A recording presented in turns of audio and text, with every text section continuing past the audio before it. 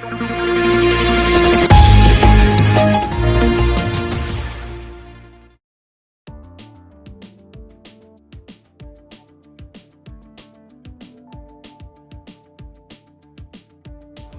आप देख रहे हैं जनमंच खबर और हिंद मोर्चा का जॉइंट एडवेंचर, जिसमें हम व्यक्ति विशेष और व्यक्तित्व की बात कर रहे हैं।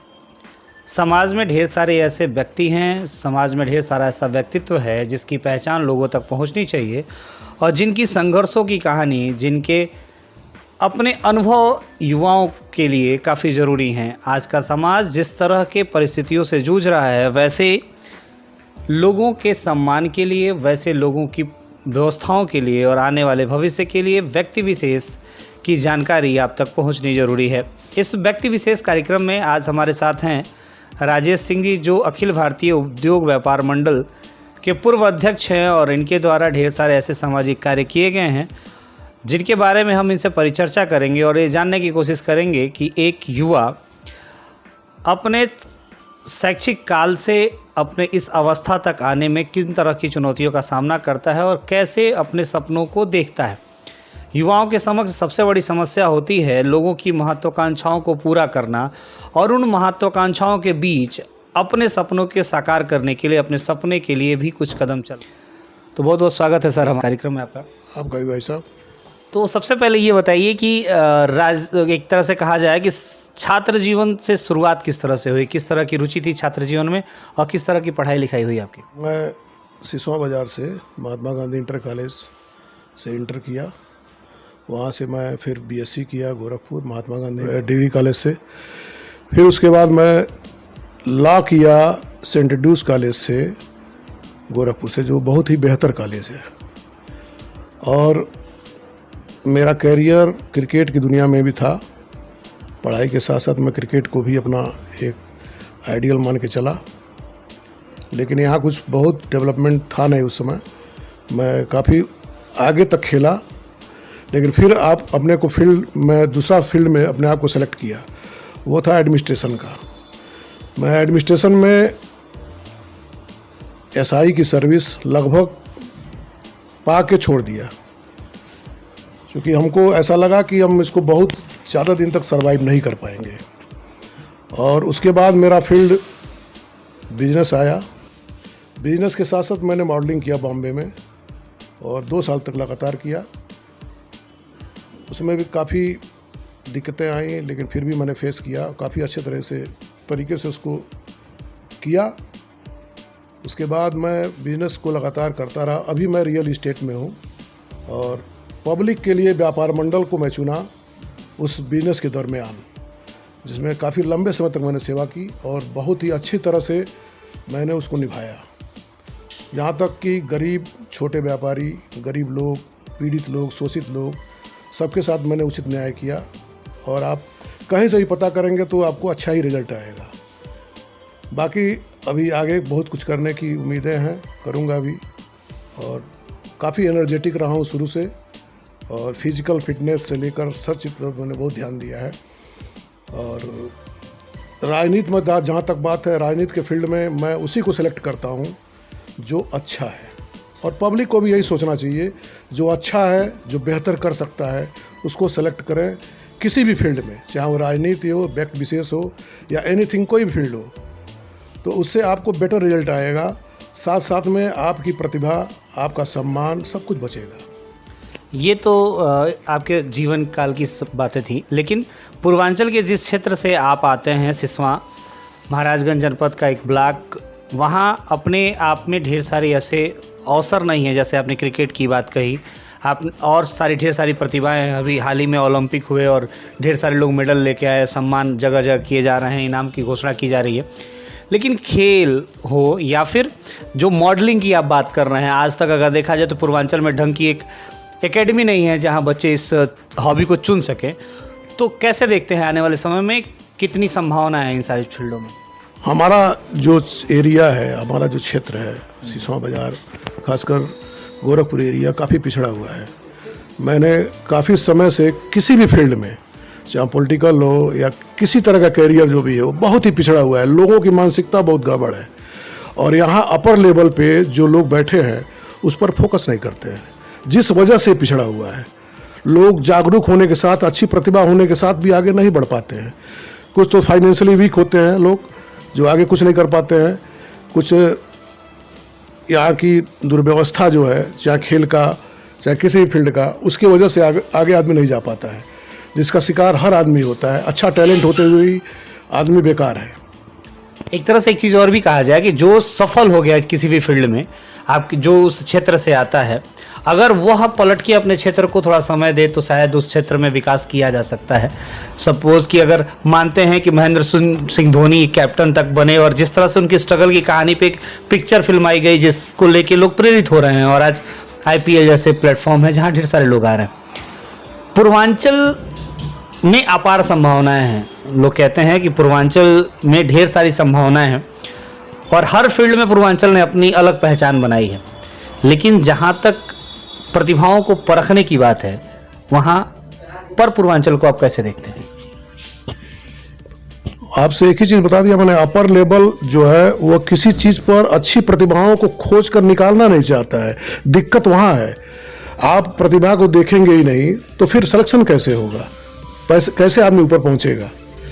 सबसे बड़ा बेसमेंट ही आपका कमज़ोर है। किसी भी चीज़ के उत्थान में शिक्षा का अपना एक अलग स्थान है, और शैक्षणिक सिस्टम में, शैक्षिक परिवेश में ये देखा जाता है कि पूर्वांचल का ये पूरा बेल्ट ट्रेडिशनल एजुकेशन और ट्रेडिशनल सिस्टम के पीछे ज़्यादा दौड़ता है कि आपको पुलिस बनना है, आपको मास्टर बनना है, आपको ये बनना है, आपको।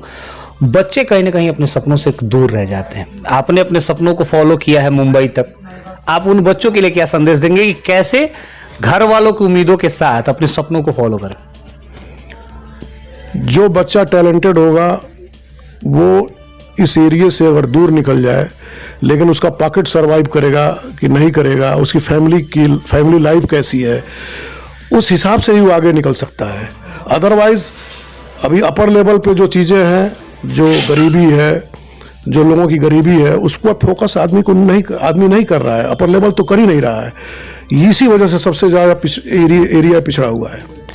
आपने अभी रियल एस्टेट की बात की।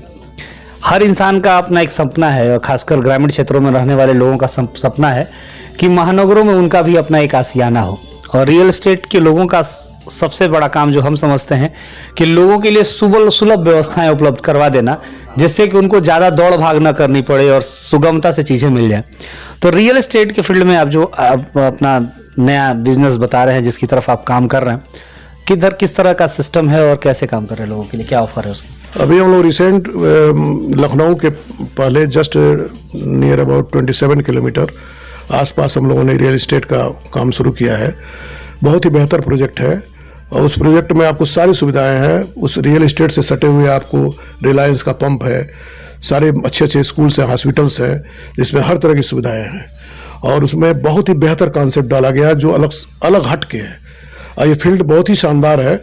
इसमें 400 रुपये से लेके 1000-1200 रुपये स्क्वायर फीट तक की ज़मीनें हैं, जो बहुत ही बढ़िया रूप से बनाया हुआ है, जिसमें पार्किंग भी दी गई है, सारी सुविधा दी गई है, रोड भी 50 फीट का दिया हुआ है।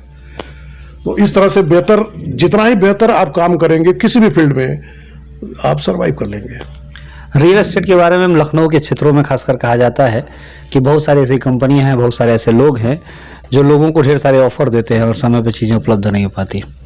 तो रियल एस्टेट में अगर कोई जा रहा है, कोई लखनऊ या कहीं ज़मीन खरीदने जाता है, तो किन बारीकियों पे उसको ध्यान देना चाहिए, कैसे चुनना चाहिए कि हमको कौन सी प्रॉपर्टी खरीदनी चाहिए? रियल एस्टेट में आपको जो भी आप बायर्स है, जो भी आदमी को परचेज करना है, वो पहले देखे कि इस टीम का मैनेजमेंट कैसा है, कॉन्सेप्ट क्या है। कॉन्सेप्ट अगर क्लियर है तो आदमी वहाँ पर पैसा लगावे। अदरवाइज तो रियल एस्टेट का बहुत बड़ा फील्ड है, उसमें आपको अच्छे को सिलेक्ट करना है। रहा पॉलिटिकल फील्ड हुआ या रियल एस्टेट फील्ड हुआ, उसमें अच्छे का सिलेक्शन करिए। आप किसी भी पार्टी को जब भी ज्वाइन करिए, आप किसी को भी जब भी लाइक करिए, आप वो अच्छा हो तब लाइक करिए। आप पार्टी से कोई लेना देना नहीं है, आप जो अच्छा है उस पर फोकस करिए। आपको इस एरिया का कौन सा आदमी डेवलप करेगा, कौन सा आदमी अच्छा करेगा, उस पर आइए। रास और अब की बार चुनाव में हम लोग गौरी शंकर जी के साथ इसलिए हैं, he is a very nice person. उन्होंने अपना काफ़ी समय समाज के लिए खर्च किया है, फौज के साथ उन्होंने समय खर्च किया है, आज भी अभी लगे हुए हैं गरीब बच्चों की शादी में। हर तरह से वो आदमी समर्पित है। इसलिए हम लोग लगे हुए हैं। नेता से हमसे कोई लेना देना नहीं, जो अच्छा है मैं उसके साथ हूँ। रियल एस्टेट जो है उसको किंग मेकर कहते हैं लोग, और कहते हैं कि पॉलिटिकल सिस्टम में 70 to 80% रियल एस्टेट के लोगों का हाथ होता है किसी पॉलिटिक्स को ऊपर और नीचे ले आने में। 7 साल से ऊपर की समय हो गया आपके केंद्र में मोदी की सरकार का, एक तरह से कहें भाजपा की सरकार को, मोदी तो नहीं कहना चाहिए। दूसरा, आपके ये 4 साल से ऊपर का कार्यकाल भाजपा की सरकार का उत्तर प्रदेश में भी है जो योगी के नेतृत्व में। इसको कैसे देख रहे हैं आप? पीछे जो भी काफ़ी लंबा समय बीत गया राजनीति का, जिसमें काफ़ी लोगों ने काम किया है, अभी जो 6-7 साल का जो पीरियड है, इस पीरियड में एक एक्सपेरिमेंट चल रहा है अलग तरह का, जो हम सबसे अलग है। और नया एक्सपेरिमेंट जब भी होता है उसके लिए फाइनेंशियल आप स्ट्रांग होना ज़रूरी है, जो कि इंडिया आज की डेट में नहीं रह गया। एक्सपेरिमेंट कब होते हैं? जब फाइनेंशियली आप स्ट्रांग हैं। एक्सपेरिमेंट करेंगे, थोड़ा बहुत नुकसान होगा, कोई इफेक्ट नहीं पड़ेगा। आजकल तो ऐसा एक्सपेरिमेंट हो रहा है कि देश एकदम बर्बादी की तरफ है। पूरी तरह से हर चीज़ कोलैप्स होती जा रही है, सारी व्यवस्था चरमरा गई है। बस एक लेयर ज़बरदस्ती का डाला गया है अपर, कि हमारा देश है। सोशल मीडिया इस तरह से हाईजेक किया गया है, जबकि सच्चाई कुछ और है। आज के मैक्सिमम जो चैनल है उस पर सच दिखाया नहीं जाता है, सच से आपको एकदम दूर किया जाता है, जो कि गलत है। नहीं, नोटबंदी मोदी सरकार की सबसे बड़ी उपलब्धियों में से एक है, और नोटबंदी ने सबसे पहले अगर किसी चीज़ को इफेक्ट किया तो वो था रियल एस्टेट। जितने भी व्यवसायी थे, रियल एस्टेट की ढेर सारी कंपनियां थी।